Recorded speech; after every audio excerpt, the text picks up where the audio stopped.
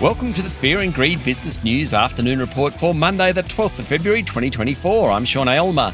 Every afternoon, we've got the 5 stories that happened today that you need to know about. Story number 1, the S&P ASX 200 closed down 0.4% today to 7,615 points, with healthcare stocks weighing on the sector while the tech stocks outperformed. In terms of major companies, the miners and banks were mixed. ANZ was up more than 1%, while Woodside was off more than 2%. Troubled data services company Appen will cut further costs out of its business, including closing its Toronto and Bellevue offices in North America after losing a key contract with Google. That helped the group's share price jump 14% today, though it's still down more than 50% in the past 6 weeks or so. Fletcher Building's share price fell 6% ahead of Wednesday's results. It announced a review including a cryptically worded comment on the building company's CEO and his future. Worst in the day was lithium group Liontown Resources, down 8% after a 4-month clause hampering mining billionaire Gina Rinehart from potentially lobbing a takeover offer for the struggling lithium player lapsed over the weekend, and there was no takeover offer. Hence, the share price fell. And finally, JB Hi-Fi delivered a better than expected profit result, even though profit was down nearly 20%. Its share price jumped 7%. Story number 2, Car Group, which was previously known as Car Sales, has recorded double-digit revenue and earnings growth after completing the acquisitions of US-based Traders Interactive and Brazil's Webmotors last year. Car Group Chief Executive Cameron McIntyre said customers continue to prioritise premium advertising products in a more challenging macro environment.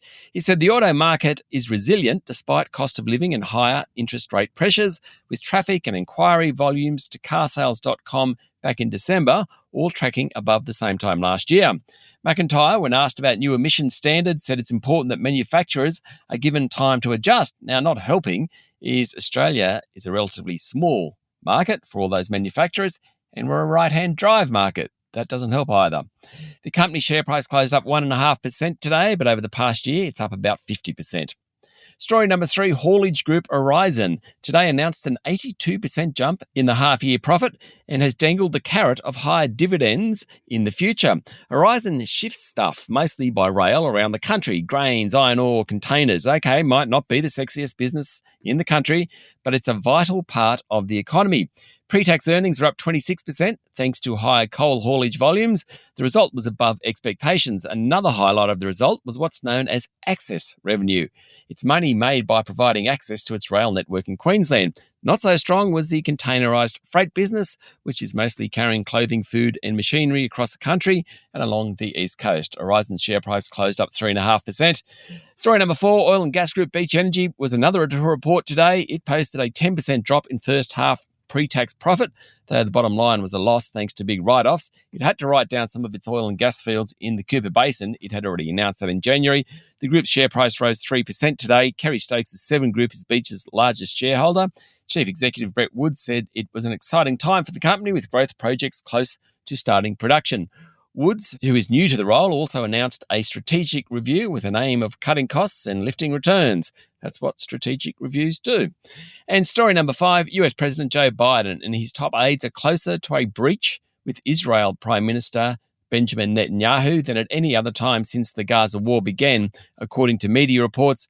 The US leadership no longer views Netanyahu as a productive partner who can be influenced even in private, according to a report in the Washington Post. It's a critical point in the conflict in the region because the US has proven Israel's staunchest ally. The mounting frustration with Netanyahu has prompted some of Biden's aides to urge him to be more publicly critical of the Prime Minister. Netanyahu angered US officials on several occasions in recent days. He publicly denounced a hostage deal while Secretary of State Anthony Blinken was in the region trying to broker an agreement. He announced the Israeli military would be moving into the southern Gaza city of Rafah, a move US officials are against, and he continues to say Israel won't stop fighting until it achieves total victory. That's not helpful when you're looking for a ceasefire. That's it for the afternoon report for Monday, the 12th of February, 2024. Don't forget to hit follow on the podcast and find Fear and Greed on LinkedIn, Instagram, X and Facebook. Join Michael Thompson and I tomorrow morning for the Fast 5 by Fear and Greed, the top 5 business stories you need to know in just 5 minutes. I'm Sean Aylmer. Enjoy your evening.